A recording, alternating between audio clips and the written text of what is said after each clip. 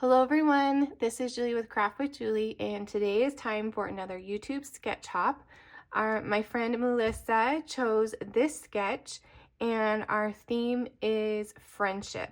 So this sketch is from Tracy Reed, and I decided to document these photos from a scrapbooking retreat that I hosted with my friend Janelle last fall. These flowers right here look exactly like our theme, so I thought it would be perfect to scrapbook these photos. And also the name of our retreat is called Crafty Friends Retreat. So how perfect is that to document all these fun things? Now, I did not take the best photos. I was a little more concerned about doing other things like making sure everybody was okay. But I did get this photo with my friend Janelle. She co-hosted it with me, and this is the first retreat that I have done in probably 15 years, and she is a guru of retreats, and so I'm so glad we did it together.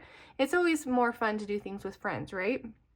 And then I did take a photo of the large group of ladies, and a lot of them are family and friends, and there's a couple in here, Lori and Julie. They are a couple more of my crafty friends, and this event was so amazing. I met even more crafty friends, and it was so good to get together again after so many years. So the papers I chose were from Country Lace. This is Country Lace.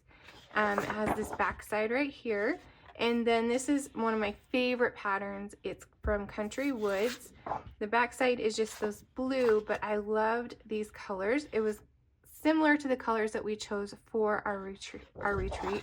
So I think I'm going to just like do this is my initial idea, but you know how that goes. Things always change. So come along with me and we'll see how this page turns out.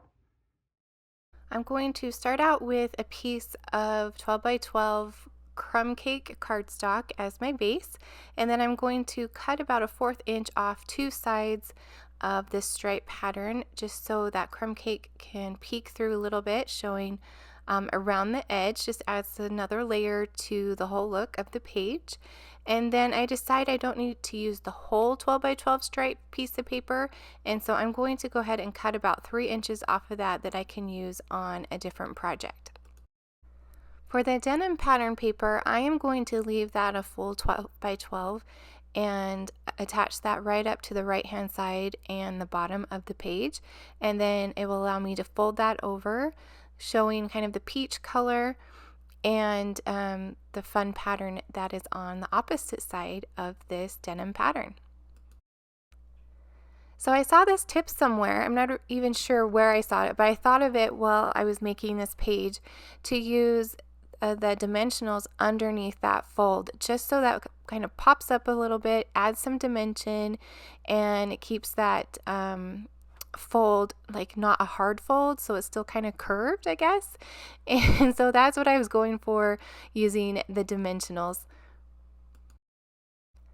I'm loving how these two pattern papers are going together. I'm so excited at this point. It's just, I don't know, it makes me so happy. So I decided to add a little bit of splatter. I just grabbed one of my Stampin' Up packaging or boxes that all my goodies come in for a splatter box, and I'm just using the nozzle and a little spray tube thingy to add some splatters around that denim piece.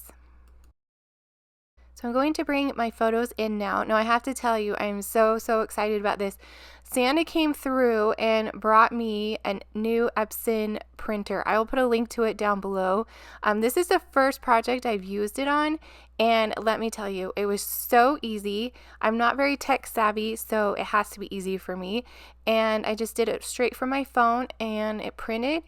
It has this little machine, so cute, so easy, and I love it. So if you're looking for a photo printer, I definitely recommend. I believe it's the Epson 400, but I will put a link down below. But I'm adding some foam underneath these photos because I added foam underneath the fold of the paper. It bumped that up a little bit, so now I need to bump my photos up to match it as well. Now comes the fun part, the accessorizing. I went on my Cricut and cut a couple different flowers, and I used Bubble Bath, that's the big flower, and then I used Very Vanilla, and that's the middle size flower, and then also Petal Pink.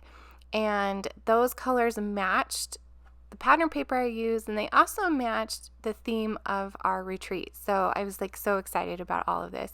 So I'm going to put them around the page, kind of following the sketch and how they had that laid out. And then I do decide to add some colors to the flowers just so they pop a little bit more.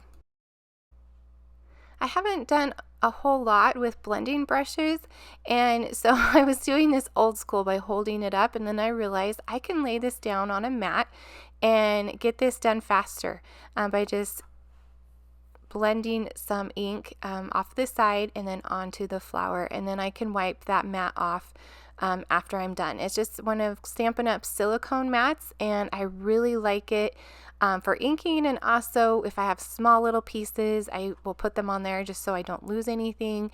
It's a really handy tool to have on your desk. I'm arranging these flowers on the page pretty much just following the sketch. Why reinvent the wheel when they've already done a lot of the work for me? So I'm just kind of doing the exact same thing. And then I'm also adding some dimensionals to the back of these flowers just to make them pop a little bit and layer on this page. I decided that my flowers need a little something in the center.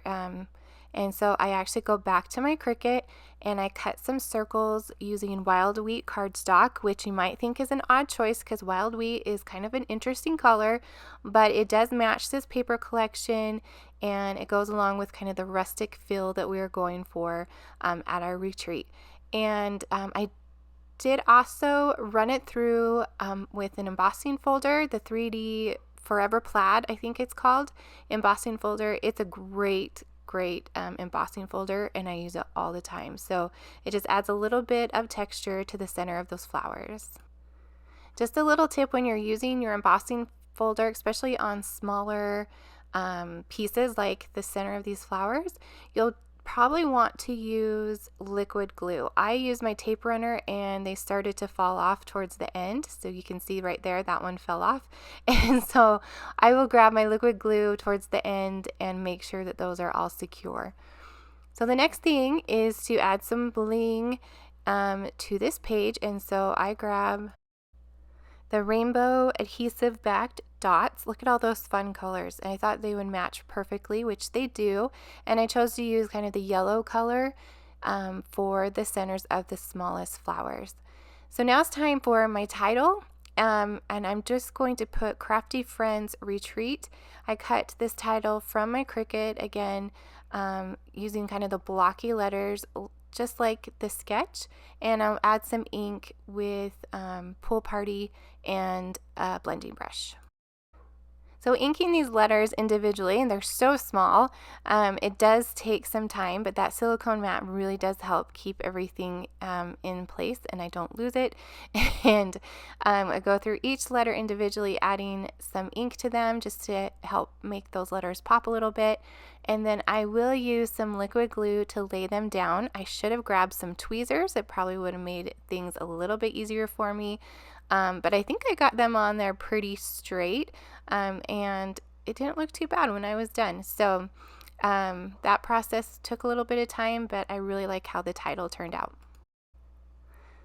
So on the sketch, there were some strips of paper for some journaling or some maybe subtitles to the title. So I take some white cardstock and I just cut a few strips on my paper trimmer. I believe it was about a half of an inch is what I used, and then I just cut them down to the size that I wanted and added them right where the sketch told me to. I'm going to use my black journaling pen to add some of the details like the date and where we were. We were in Park City, Utah, which is an amazing place. If you've never been, you should put it on your bucket list because it is gorgeous. So I'm going to go through and I picked out some, oops, I forgot some dots. I picked out some ephemera, like the leaves and little things that matched out of an ephemera pack, and I'm just going to mess around with those a little bit, just adding a few more details around the page. So don't forget, this is a collaboration, so make sure you go and check out what the other ladies created. I'm excited to see what they did with this sketch. And if you enjoyed this video, I would love a thumbs up, and make sure that you subscribe so you don't miss out on future videos and collaborations. Thank you so much for watching, and I will see you next time.